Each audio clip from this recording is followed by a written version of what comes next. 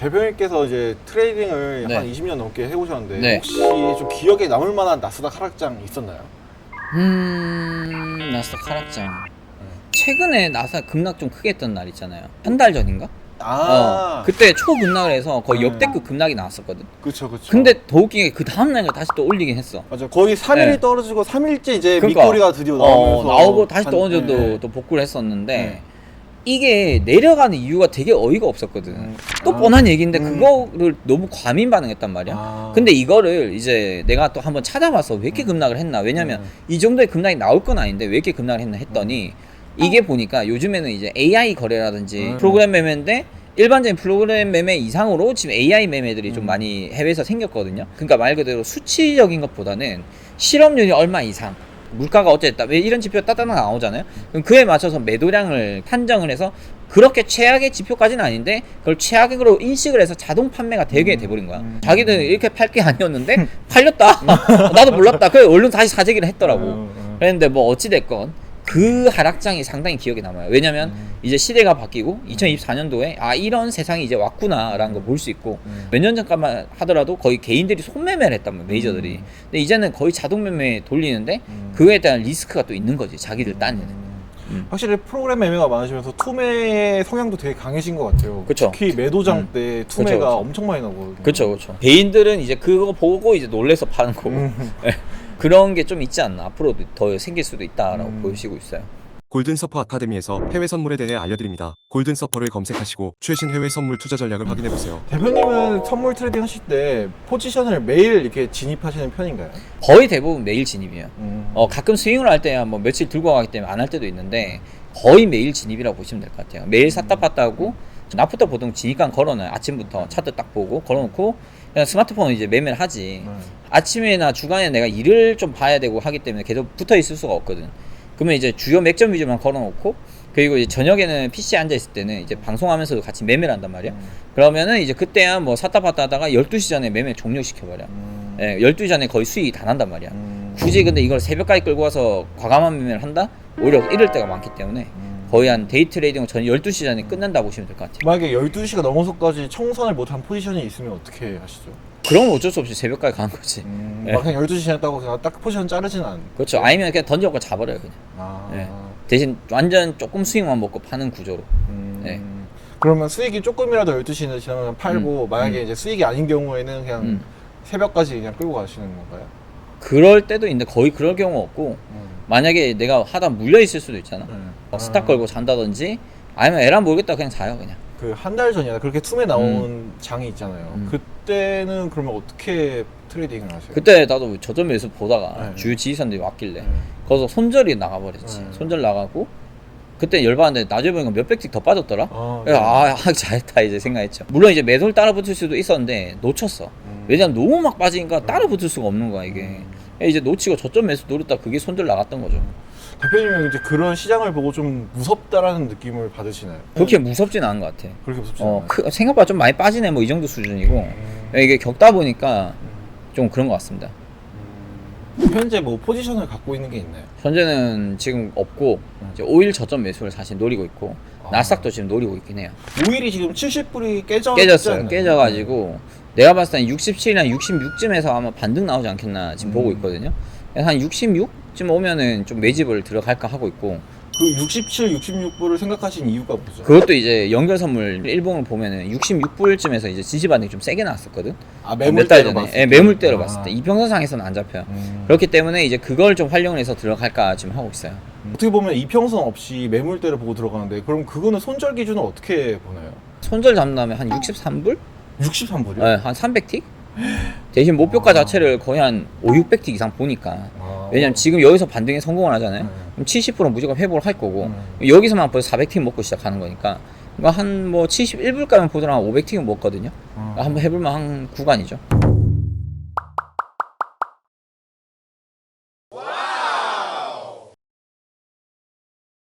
어떻게 보면 되게 레인지가 크잖아요. 손절도 네. 크고 청산 목표가도 크고. 네. 그럼 보통 거의 한 며칠 이상을 끌고 가야 될 텐데 좀 그런 거에 부담 가지는 않나요? 그거는- 며칠씩 포지션 들고 간다는 게? 그러니까 이게 만약 부담스러우면 내가 부담을 좀 덜 할 만큼 예를 들어서 조PD가 한 10계약 가능한데 아 뭐 오일 뭐 그냥 한 개만 사지 뭐 약간 이러면 좀 괜찮다 한번 약간 그런 개념으로 들고 가든지 하는 거죠. 10계약 있다 다 들어갈 필요 없거든. 만약에 스탠다드를 한 계약 하시는 분들은 그냥 오히려 마이크로로 마이크로로 한두 던져놓는다. 계약. 예, 그렇죠. 10분의 1 가격으로 또 할 수 있으니까. 그런 트레이딩을 추천하시는 편인가요? 그렇죠. 저는 왜냐면 결국 이 시장에서 성공하려면 오래 살아남으면 되거든요. 오래 살아남기 위해서는 리스크 관리가 되게 필수예요. 잘하는 사람도 한 번씩 깨져버리면 크게 깨질 수가 있는 게 리스크 관리에서 못했기 때문에 물량 관리, 자금 관리 이거거든. 10계약이 가능하다. 그러면 종목을 3개로 나눠요. 그러니까 오일에 3계약, 나스닥에 3계약, 골드에 3계약 뭐 이런 식으로 약간 분산 투자 개념으로 가는 것도 나쁘지 않아요. 밤 10시 반 되고 이제 좀 단타로 막 2, 30틱씩 먹을 때도 있잖아요. 네. 그럼 그럴 때는 오히려 스윙 감점보다 좀 더 비중이 많이 들어가나요? 사람마다 다른데 예를 들어 10계약 가능하다 해서 10계약 단타 치실 수도 있고 아 난 좀 불안해 그럼 한 6계약 갖고 단타 치다가 손절 나가면 뭐 그 다음은 뭐 7개로도 뭐 단타 치든지 이렇게 해도 상관없거든요. 근데 전 개인적으로 초보자분들은 내 계약수의 한 20-30% 정도로만 좀 매매를 중급자 이상이라 해도 내가 봐서 한 5-60%까지만 쓰지 100%까지 안 쓰는 게 좋을 것 같아요. 왜냐면 내가 100% 쓰잖아? 그럼 손절 나가. 그럼 증거금이 준단 말이야. 그렇죠. 그럼 내가 손절 할 때는 5계약 들어갔는데 막상 재진입할 라인 4계약밖에 안 돼. 그 다음 또 들었는데 또 손절 나가면 그 다음 재진입 3계약밖에 안 돼. 그러니까 계약수 자체에 문제가 생길 수 있기 때문에 증거금은 사실은 맥시멈 한 5-60%? 아무리 못해 10계약 중에 한 8계약까지만 써야지 10계약 중에 10계약 써버렸다가 손절 나가면 그 다음 8개, 9개밖에 못하고 또 손절 나가면 그 다음 7개, 6개밖에 못하는데 그 나머지를 복구하기 위해서 더 많은 물량을 쏟아부어야 되는데 그럴 자금은 없잖아요. 그러면 어떻게 해서 계좌는 계속 더 녹아갈 가능성이 높거든. 예. 근데 트레이딩은 또 네. 이게 돈을 많이 벌 수도 있지만 또 그만큼 손실의 네, 나갈 위험성도 수 있잖아요. 있죠. 네네. 만약에 스트레스를 따진다고 하면은 이런 사업적으로 받는 스트레스나 네네. 트레이딩으로 받는 스트레스 어떤 게 더 높으세요? 이게 달라요. 완전 네, 달라. 완전 왜냐면 달라요. 이거는 사람적으로 인한 스트레스가 있고 네. 그 다음에 이제 트레이딩은 말 그대로 내 스스로에 대한 스트레스가 생긴단 말이야. 네. 그러니까 이거는 약간 남 탓할 수 있는 거 이건 내 스스로 탓을 해야 되거든. 네. 그러다 보니까 아 이게 좀 다른 것 같아요. 최악은 둘 다 손실 났을 텐데 이거는 이거대로 스트레스인데 그 매매도 잘 안 되잖아요. 그러면 요게 2개 동시에 발생됐을 때는 개인적으로는 선물이 더 스트레스가 좀 더 큰 것 같아요.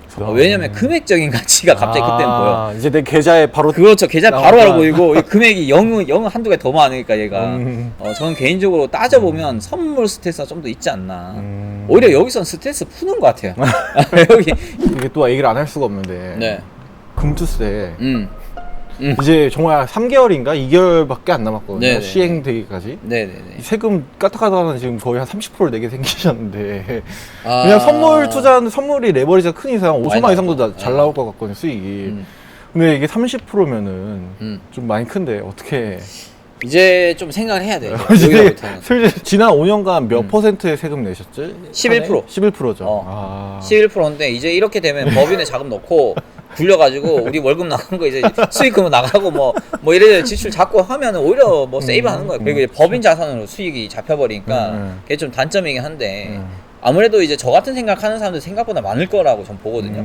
그렇기 때문에 어차피 있는 사람들은 어떻게든 자금을 돌릴 겁니다. 금투세 그냥 하지 마세요. 하지 마시고 서민들 피해 많이 보고.